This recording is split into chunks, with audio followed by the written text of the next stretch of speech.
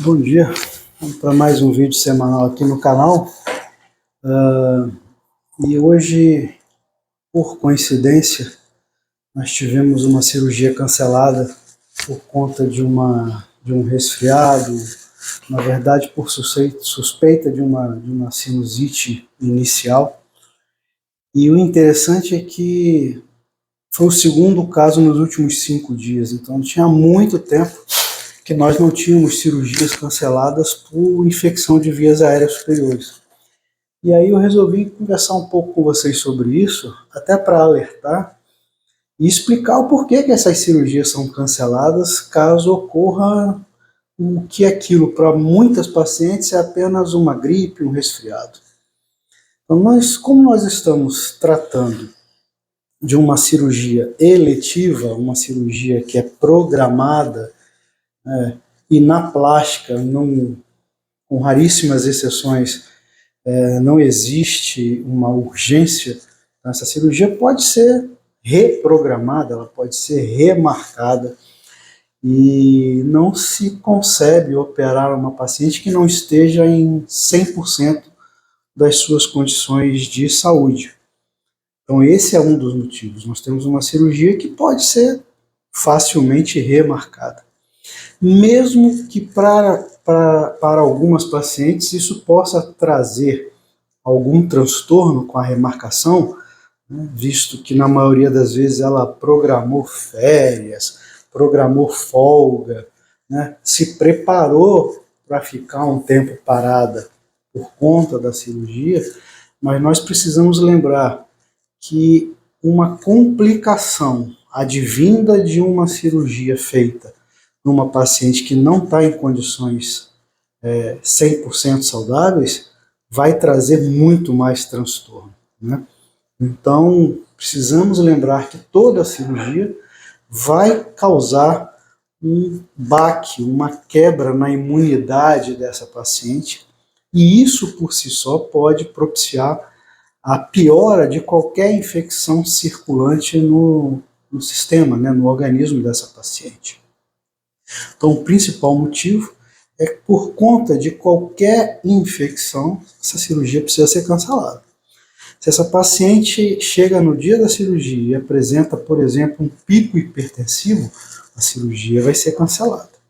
Se no dia da cirurgia a glicemia dela está muito acima do esperado, do normal, essa cirurgia vai ser cancelada. Então, as cirurgias programadas, as cirurgias eletivas, só são realizadas quando nós preenchemos todos os critérios de segurança. E isso pode acontecer, inclusive, lá na hora da cirurgia, e é o mais comum. Então, a paciente às vezes relata para a gente 4, 5 dias antes que tem um pouquinho de coriza, mas que não está sentindo nada. E ela é orientada a se resguardar, tomar cuidado, evitar a exposição a frio, a vento, a chuva, para não piorar isso aí, aumentar a hidratação. E no dia da cirurgia ela vai ser avaliada pelo anestesiologista, que é quem vai dar o ok ou não para a realização dessa cirurgia.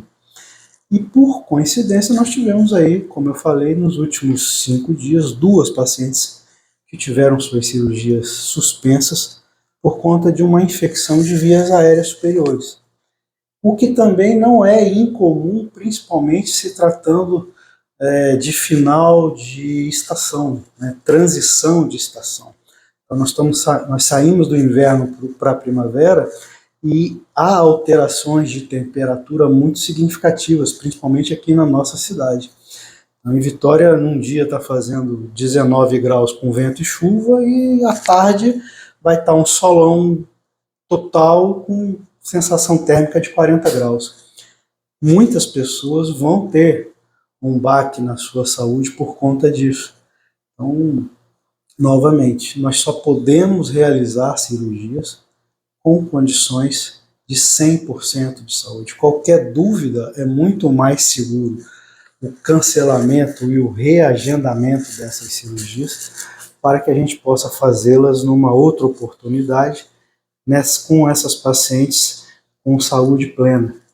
E isso faz parte do gerenciamento de risco das cirurgias, que é um outro assunto legal para a gente tratar aqui, né?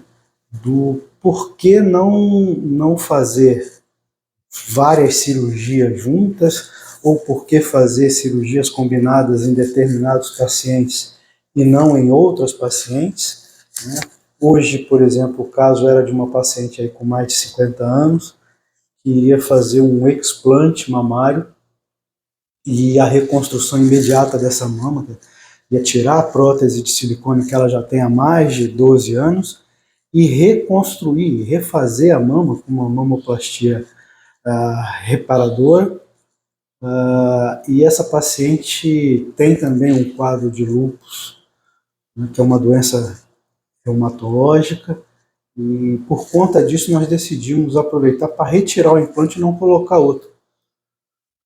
E essa mesma paciente manifestou a vontade de fazer o abdômen. Então, não foi explicado a ela que isso não seria o mais prudente, porque a partir do momento que ela tem uma doença de base, né, de caráter inflamatório crônico, a gente precisa fazer com que a recuperação dela seja mais rápida possível, justamente para não gerar ainda mais processo inflamatório. E a gente sabe que a cada cirurgia associada, a inflamação sistêmica vai ser maior. Então, no caso dessa paciente, foi eleita uma cirurgia única.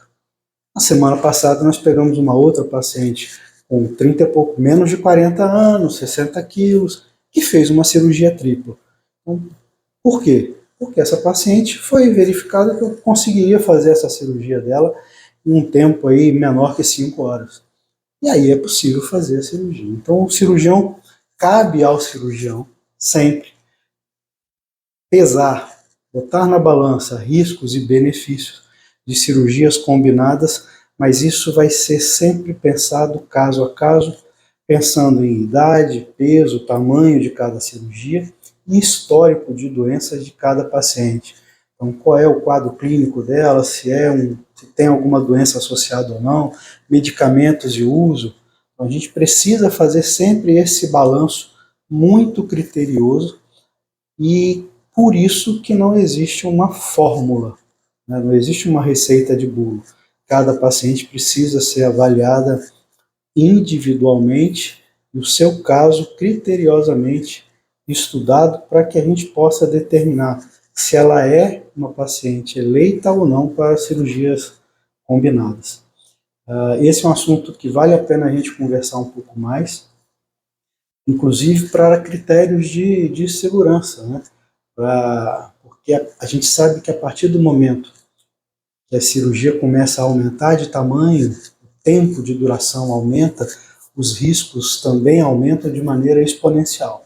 Então a gente precisa fazer esse gerenciamento de risco aí para poder minimizar ao máximo a ocorrência de problemas.